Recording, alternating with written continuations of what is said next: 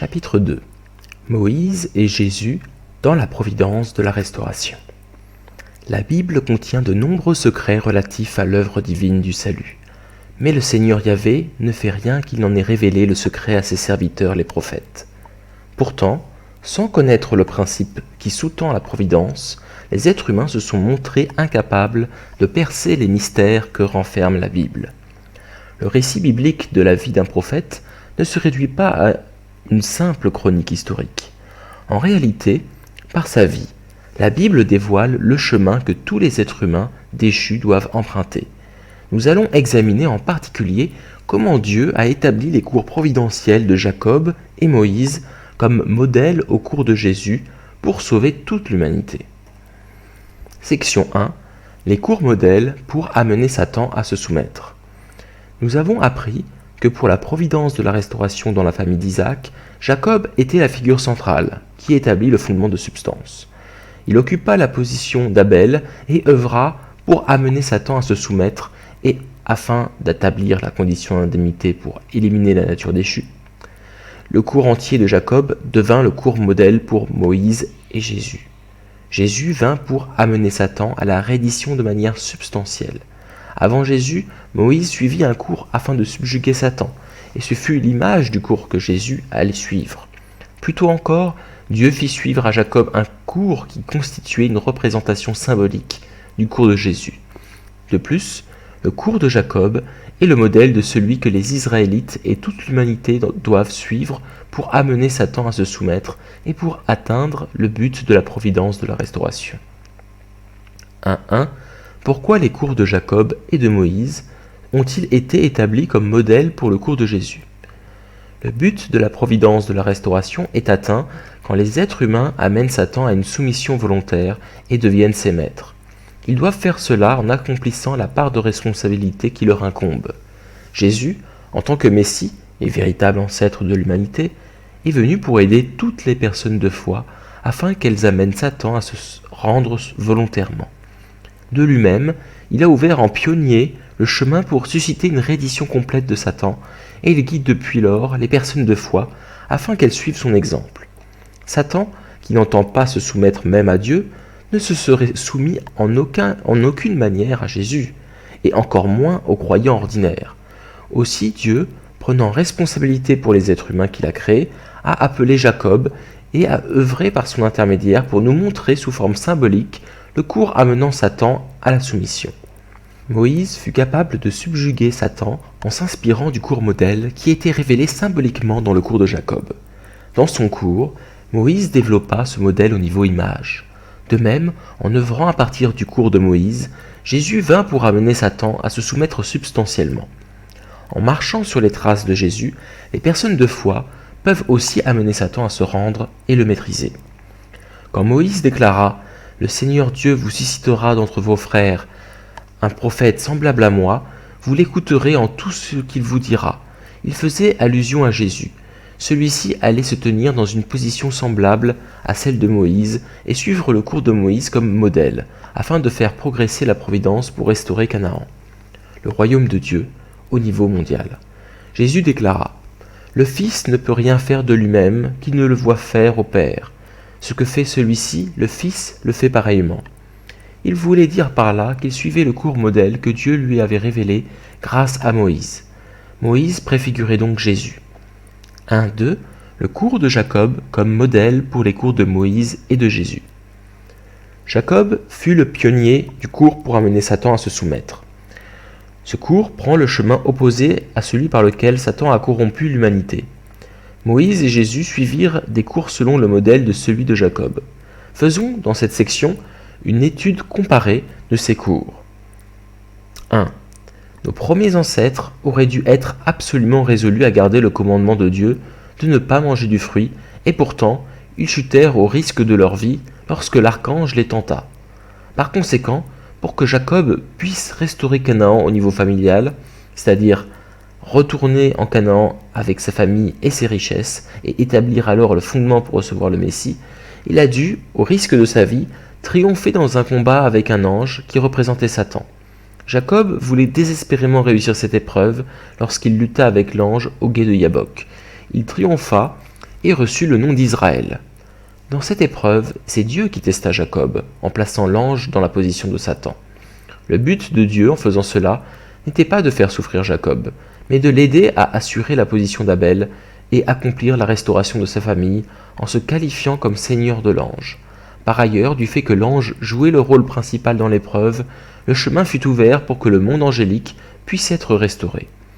Dans le cas de Moïse, avant de pouvoir guider les Israélites en Canaan et restaurer Canaan au niveau national, il dut d'abord surmonter une épreuve périlleuse dans laquelle Dieu chercha à le faire mourir.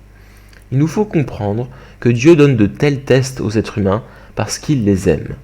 Si Satan, au lieu de Dieu, donnait de tels tests et que les gens échouaient, il deviendrait sa proie. Pareillement, Jésus dut surmonter une épreuve avant de pouvoir commencer la restauration de Canaan au niveau mondial. Autrement dit, guider l'humanité vers le royaume de Dieu sur la terre. Il se battit avec Satan au risque de sa vie et triompha de lui en jeûnant pendant 40 jours et en surmontant les tentations dans le désert. 2. Puisque notre nature déchue fut acquise quand Satan souilla notre chair et notre esprit, Jacob dut remplir une condition correspondante pour l'éliminer. C'est pourquoi, afin de restaurer la position d'Abel et d'établir la condition d'indemnité pour éliminer la nature déchue, Jacob acheta le droit d'aînesse à Ésaü avec du pain et du potage de lentilles, symbolisant la chair et l'esprit. Pour répéter ce cours à l'époque de Moïse, Dieu nourrit le peuple de manne et de caille, symbolisant aussi la chair et l'esprit, et renforça ainsi sa gratitude envers lui, en élevant sa conscience de peuple élu. Par ce don, Dieu voulait amener le peuple à obéir à Moïse et à établir la condition d'indemnité au niveau national pour éliminer la nature déchue. Jésus disait : « Vos pères, dans le désert, ont mangé la manne et sont morts. Je vous le dis, si vous ne mangez la chair du Fils de l'homme et ne buvez son sang, vous n'aurez pas la vie en vous. » Outre la confirmation du fait qu'il suivait le cours modèle établi par Moïse, par ces versets, Jésus fit entendre que toute l'humanité déchue devait s'unir à lui dans la chair et dans l'esprit. En suivant Jésus avec foi et en s'unissant à lui, qui se tenait alors dans la position de Jean le Baptiste, les êtres humains déchus auraient établi la condition d'indemnité au niveau mondial pour éliminer la nature déchue. En servant alors loyalement Jésus comme le Messie, ils devaient restaurer leur nature originelle. 3. À cause de la chute, Satan a même profané le corps de l'être humain après sa mort. Le corps de Jacob fut sanctifié par la bénédiction qu'il avait reçue dans sa vie. Au moment de sa mort, le traitement de sa dépouille remplit aussi une condition de purification, d'où l'embaumement qui dura 40 jours. Dans le cas de Moïse, l'archange Michel confronta le diable à propos du sort réservé à sa dépouille mortelle. Nous savons que le corps de Jésus disparut à la stupéfaction des autorités, laissant le tombeau vide. 4. Au moment de la chute, Satan a corrompu nos premiers ancêtres durant leur période de développement. Pour restaurer cette souillure par l'indemnité, Dieu a œuvré en faisant établir des conditions sur la base de certains nombres, comme le nombre 3, qui représente la période de développement. Quand Jacob quitta Haran pour revenir au Canaan, il y eut une période de 3 jours de séparation avec Satan, avant que Laban ne fût averti de son absence. Quand Moïse quitta son peuple hors d'Égypte vers Canaan, il y eut une période initiale de 3 jours. Josué séjourna sur les rives du Jourdain pendant 3 jours avant de le traverser. Avant de commencer le cours spirituel pour restaurer Canaan au niveau mondial, Jésus passa 3 jours au tombeau. Jacob eut 12 fils pour restaurer par l'indemnité dans sa génération, horizontalement, les conditions d'indemnité accumulées verticalement par les 12 générations de Noé à Jacob, qui avaient été envahies par Satan. Pour des raisons similaires, à l'époque de Moïse, il y avait 12 tribus, et Jésus avait 12 disciples.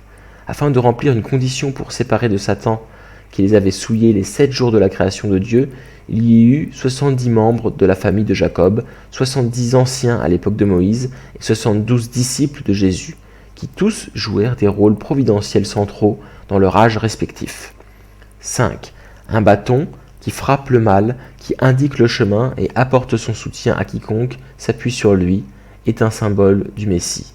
Jacob passa le Jourdain et entra dans la terre de Canaan en s'appuyant sur un bâton.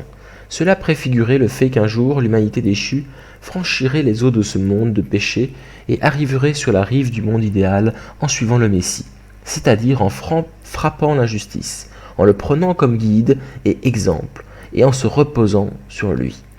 Moïse guida les Israélites à travers la mer Rouge avec son bâton. Jésus, à son second avènement, guidera l'humanité à travers les eaux turbulentes de ce monde déchu jusqu'à la rive de l'idéal de Dieu, avec un sceptre de fer qui le symbolise. 6. La faute d'Ève fut la racine du péché dans le lignage de l'humanité, et ce péché porta les fruits du mal lorsque Caïn tua Abel.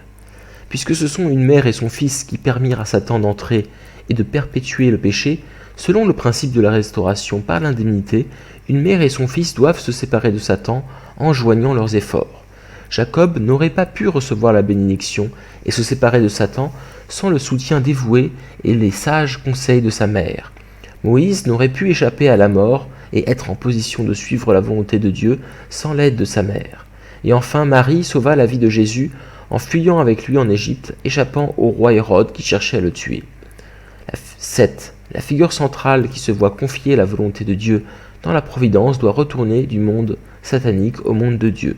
C'est pourquoi Jacob se rendit de Haran, le monde satanique, en Canaan, et Moïse voyagea depuis l'Égypte jusqu'à la terre promise de Canaan.